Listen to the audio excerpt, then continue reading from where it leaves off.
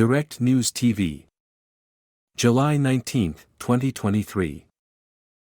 Honduras to build island colony to imprison gang members.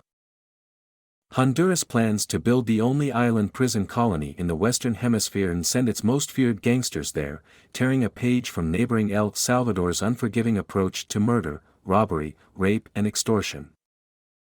Honduras's progressive president once promised to address gang violence through systemic reforms to governance and the criminal justice system. Now, President Xiomara Castro plans to build an isolated prison for 2,000 gang leaders on the Islas del Cisne archipelago 250 kilometers 155 miles off the coast, part of a larger crackdown following the gang-related massacre of 46 women in one prison. Island prisons once were common across Latin America, with facilities in Brazil, Chile, Colombia, Costa Rica, Mexico, Panama and Peru.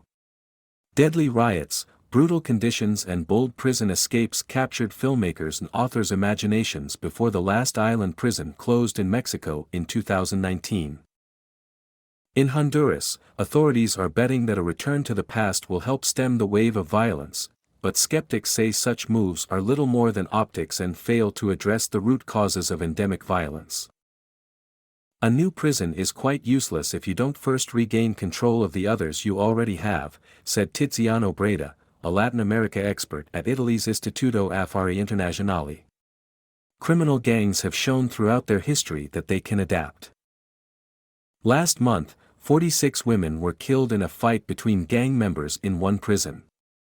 Many of those killed were sprayed with gunfire and hacked to death with machetes.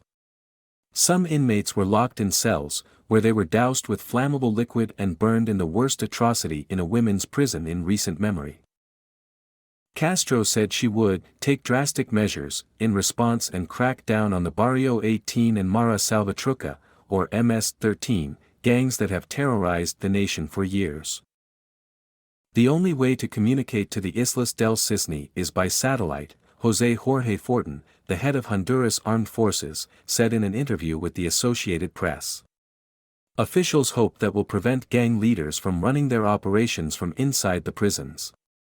Escape would be difficult as the island takes about a day to reach by boat from the mainland. It's the farthest away they can possibly be, so these gang leaders feel the pressure once they're on the island, Fortin said.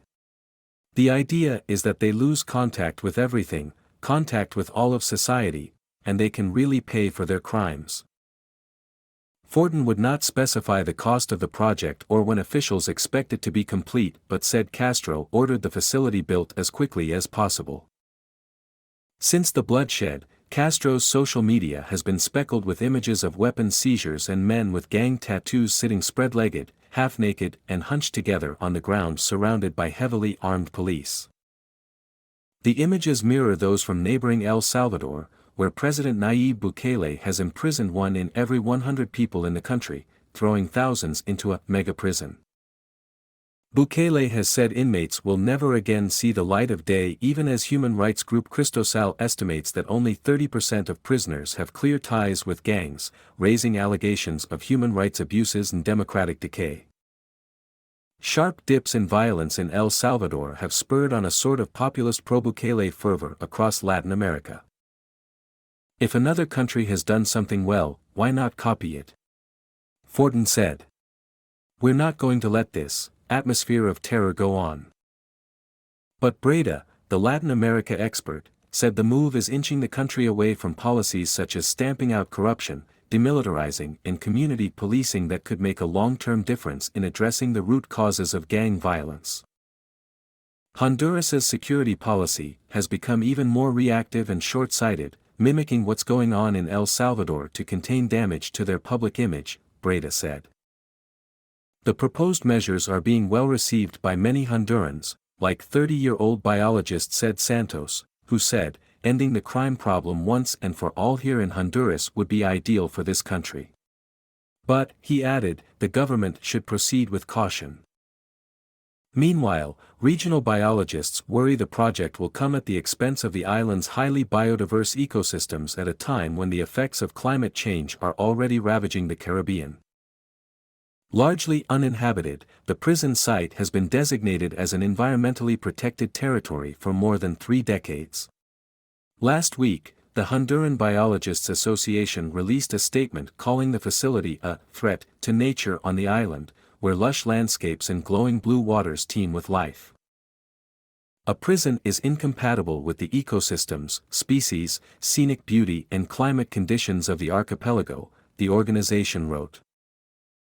Lucky Medina, Honduras's Secretary of Natural Resources and the Environment, told the Associated Press that the maximum security penitentiary will be built in harmony with nature.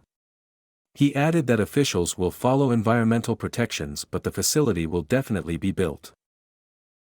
It is totally viable, he said. My name is Kingsley. Please like, share, subscribe and hit that notification bell so you can be the first to be notified whenever we post. You won't regret it.